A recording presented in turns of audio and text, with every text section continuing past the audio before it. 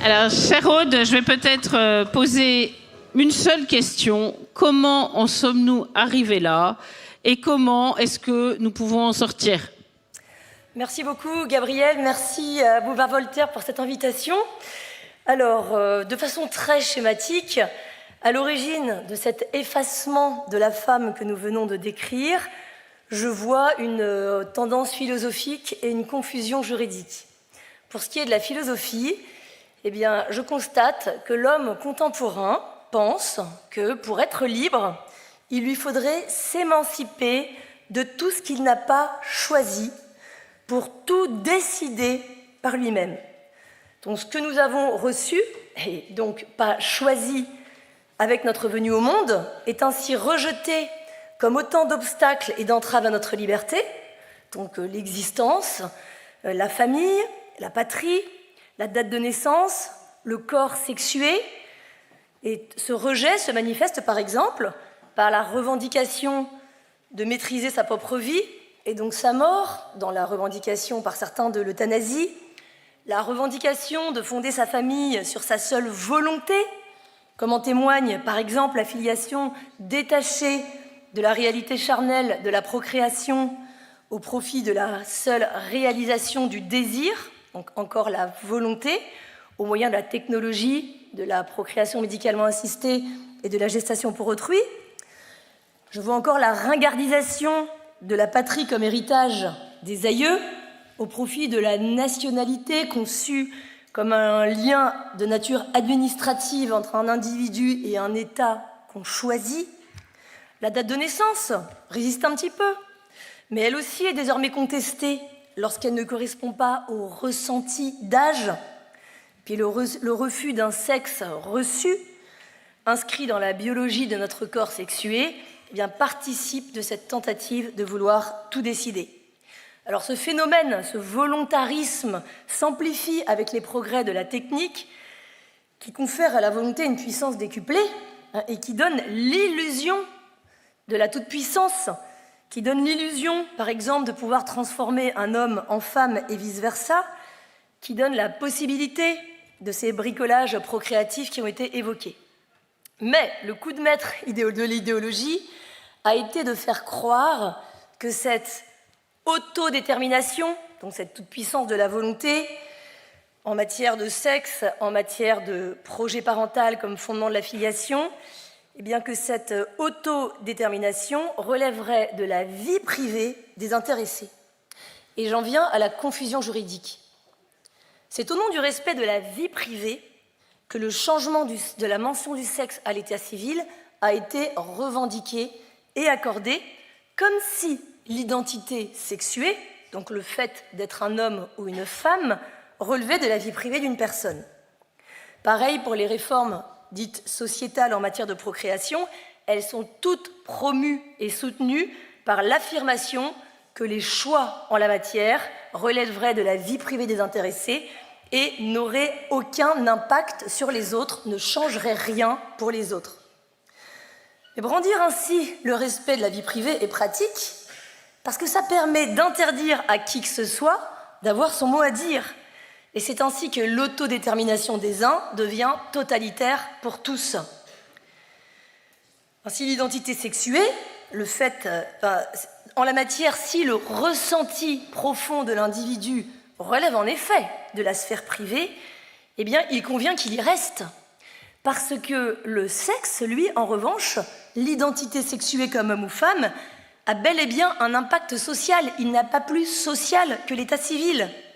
Mais la réduction du sexe à un ressenti privé permet d'ignorer cet impact social et génère ainsi la violence qui est la ruine du lien social. Donc, je concrétise un petit peu le propos. Le prétendu respect de la vie privée justifie l'injonction faite à tous de renoncer à la réalité pour affirmer qu'un homme est une femme et qu'une femme est un homme. C'est une forme de violence sournoise mais bien réelle, dont les conséquences pratiques sont considérables. Alors citons en vrac l'équité dans les compétitions sportives, l'insécurité pour les femmes dans les prisons, mais aussi tout simplement les internats, dans les internats scolaires. Que deviennent les objectifs affichés de parité, par exemple? Voilà un conseil d'administration d'une grande entreprise qui comprend 5 hommes et 5 femmes à l'état civil. Mais tous sont des hommes biologiques. Alors, est-ce que l'objectif de la parité est atteint? L'état civil n'ayant pas de pouvoir magique, il apparaît plutôt que la parité est réduite à néant et la vie sociale, en fait, réduite à un artifice. Sans population féminine objectivement identifiée, que devient la lutte contre les violences faites aux femmes? Que dire, pour finir, des conséquences sur les enfants qui peuvent être considérés comme nés d'un homme ayant accouché? Donc on voit bien que loin de relever de l'intimité et de la vie privée de l'intéressé, il apparaît clairement que cette disqualification du réel, et en l'occurrence du sexe biologique, au profit d'un ressenti déconnecté de la réalité corporelle, a en réalité des conséquences sur le lien social tout entier. Alors, que faire avec ça? Eh bien, commençons par le début, la réalité.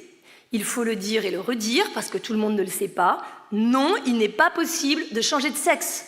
On peut changer l'apparence, on peut changer le paraître, on peut même changer l'état civil, mais on ne change pas le sexe. Je ne sais même pas si c'est une bonne ou une mauvaise nouvelle, c'est juste que c'est comme ça. Non, la filiation n'est pas une pure affaire de volonté. La technique permet beaucoup de choses, mais elle ne fait pas disparaître le besoin naturel de l'être humain de s'ancrer dans une généalogie. Ensuite, ne pas se résigner, ne pas se décourager. Nous sommes chanceux à notre époque. Je sais que ça n'est pas visible à première vue, mais nous sommes enfin à une époque où les dégâts de l'idéologie sont visibles. Et c'est ça notre chance. Parce que des témoignages comme ceux de Chloé, de Yannick, de Olivia n'existaient pas il y a 10 ans ou même encore 5 ans. Et aujourd'hui, ils servent de révélateurs. Et puis enfin, nous ne sommes pas seuls. La prise de conscience est en marche. De nombreux pays dits précurseurs ont pratiqué des transitions de genre, notamment chez les enfants, depuis des années. Et ils reviennent aujourd'hui à la prise en charge qu'on appelle psychothérapeutique, qui consiste à rechercher les causes du mal-être de ces jeunes en vue de les traiter, de les résoudre pour aider l'enfant ou l'adolescent à se réconcilier avec son corps de garçon ou de fille. Citons la Suède, la Finlande, la Norvège, le Royaume-Uni qui maintenant interdit les bloqueurs de puberté chez les enfants.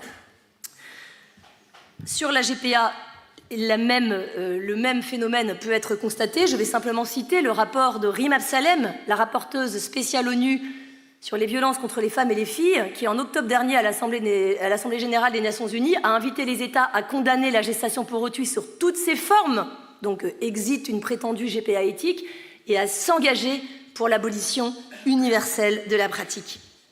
Bon, alors et nous ne sommes pas rapporteurs ONU, nous ne sommes pas élus. Bon, qu'est-ce que nous pouvons faire? Nous sommes tous électeurs, et tous ceux qui n'ont pas encore écrit à leurs élus pour les sensibiliser, les alerter, les interpeller, c'est vraiment inutile de se lamenter sur les mœurs et l'époque, parce que ça ne sert à rien. Nous pouvons tous relayer un contenu constructif sur les réseaux sociaux, offrir un livre, c'est pas ça qui manque ici ce soir, proposer un article.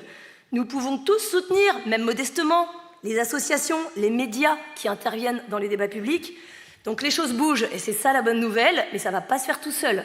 Donc à chacun de trouver sa manière de contribuer, et merci à Boval Voltaire pour cette soirée, qui est certainement une contribution à l'effort commun. Je vous remercie.